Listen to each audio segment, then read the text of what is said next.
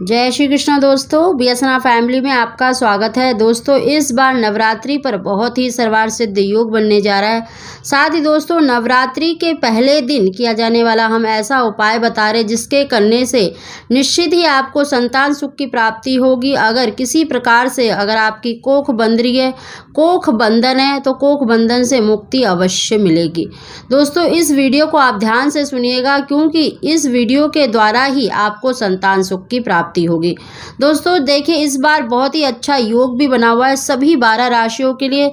साथ ही आप जब घट स्थापना करते हैं, कलश की स्थापना करते हैं, उस समय पर ही आपको ये उपाय करना है। दोस्तों, जब आप माता रानी की स्थापना कर रहे हैं तो जो आप कलश पर जो नारियल रखते हैं उस पर तो आपको देखिए स्वास्तिक बनाकर 7 बार कलावा लपेटकर अपनी मनोकामना बोलकर कलश पर स्थापित करना है। पति पत्नी दोनों कर सकते हैं, नहीं तो पत्नी अकेले भी कर सकती है। साथ ही दोस्तों, इस दिन आपको संतान प्राप्ति का बहुत ही सरल और बहुत ही अचूक उपाय बता रहे हैं।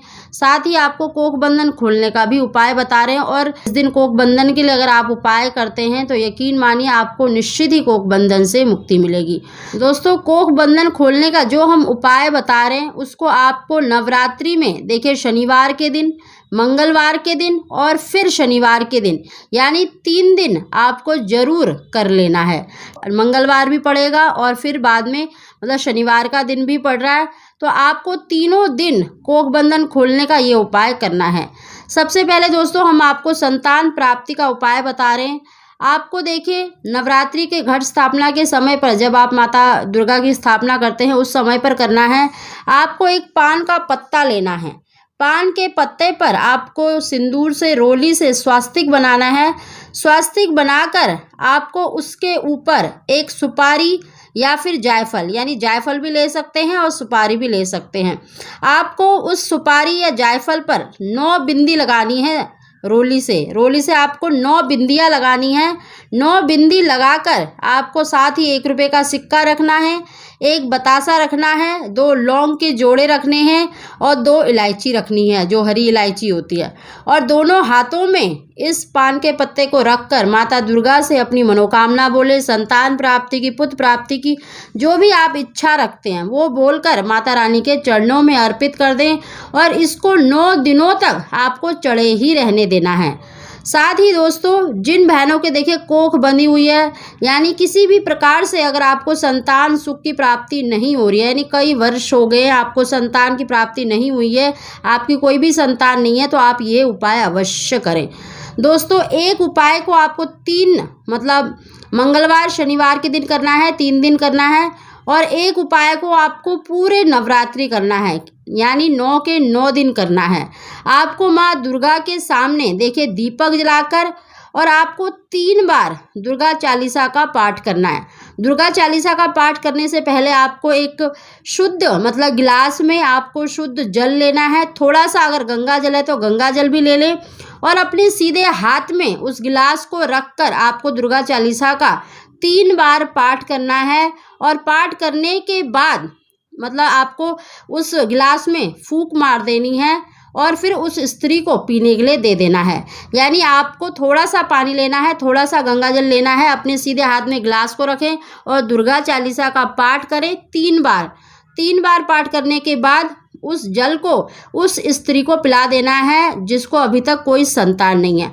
दोस्तों, इस उपाय को जैसे कि आपके मासिक धर्म चल रहे, आप खुद नहीं कर पा रही तो घर का कोई भी सदस्य यानी कि आपका मतलब पति भी कर सकता है, घर का कोई अन्य सदस्य भी इस उपाय को कर सकता है। ये नियम आपको तोड़ना नहीं है, यानी 9 दिनों तक वो जल आपको पीना ही है संतान प्राप्ति के लिए, अगर आपकी किसी भी प्रकार से कोख बंधी हुई है। साथ ही दोस्तों, आपको शनिवार के दिन देखिए सायंकाल के समय इस उपाय को करना है। आपको एक साफ सुथरा नींबू लेना है। नींबू को आपको 4 हिस्सों में काटना है, लेकिन इस तरह से काटना है कि नीचे से वो जुड़ा हुआ होना चाहिए और उस पर आपको थोड़ा सा 3 बार सिंदूर के मतलब छींटे लगा देने हैं, यानी सिंदूर डाल देना है चुटकी चुटकी भर। 3 बार सिंदूर डाल दें।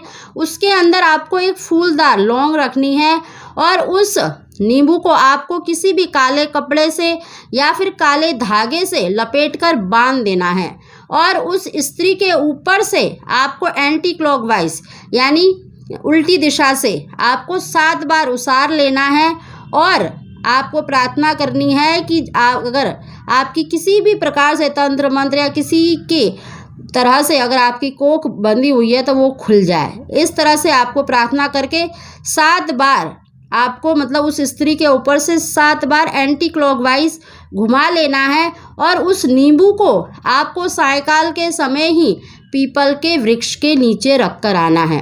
दोस्तों इस उपाय को आपको देखिए मंगलवार के दिन भी करना है और शनिवार के दिन, यानी पहले दिन तो आपको करना ही है क्योंकि पहला नवरात्रा शनिवार के दिन है और फिर मंगलवार के दिन करना है और फिर शनिवार के दिन करना है, यानी 3 दिन आपको ये उपाय करना है। और जो दुर्गा चालीसा का पाठ करके जो जल पिलाना है उस स्त्री को वो आपको पूरे 9 दिन तक करना है। कोई भी स्त्री कर सकती है, घर का कोई भी सदस्य कर सकता है। दोस्तों जो हमने पान के पत्ते पर जायफल और सुपारी बोली है वो आपको सिर्फ पहले दिन ही अर्पित करना है और 9 दिनों तक माँ के दुर्गा के चरणों में चढ़े ही रहने देना है। और जिस दिन आप अष्टमी पूजते हैं, नवमी पूजते हैं, तब भी आपको देखिए 10वीं के दिन यानी जिस दिन आप घट जो मतलब कलश को जब हटाते हैं उस दिन आपको वो जायफल अपने पास रख लेना है। बाकी सभी चीज़ों को आपको विसर्जित कर देना है। आपने सुपारी चढ़ाई है या आपने जायफल चढ़ाया है उसको आपको अपने पास रख लेना है जब तक कि आपको संतान की प्राप्ति नहीं हो जाती। दोस्तों ये पहले दिन किया जाने वाला उपाय बताया, बहुत ही सरल है, बहुत ही अचूक है, जरूर करें। माता रानी की कृपा से आपको निश्चित ही संतान की प्राप्ति होगी और किसी भी प्रकार से अगर आपकी कोख बंधी हुई है तो वो कोख खुल जाएगी और आपको निश्चित ही संतान सुख मिलेगा। दोस्तों अगर आपको हमारी जानकारी वीडियो पसंद आई हो तो इसको लाइक करें और कमेंट बॉक्स में जय माता दी अवश्य लिखें। आप सभी को जय माता दी।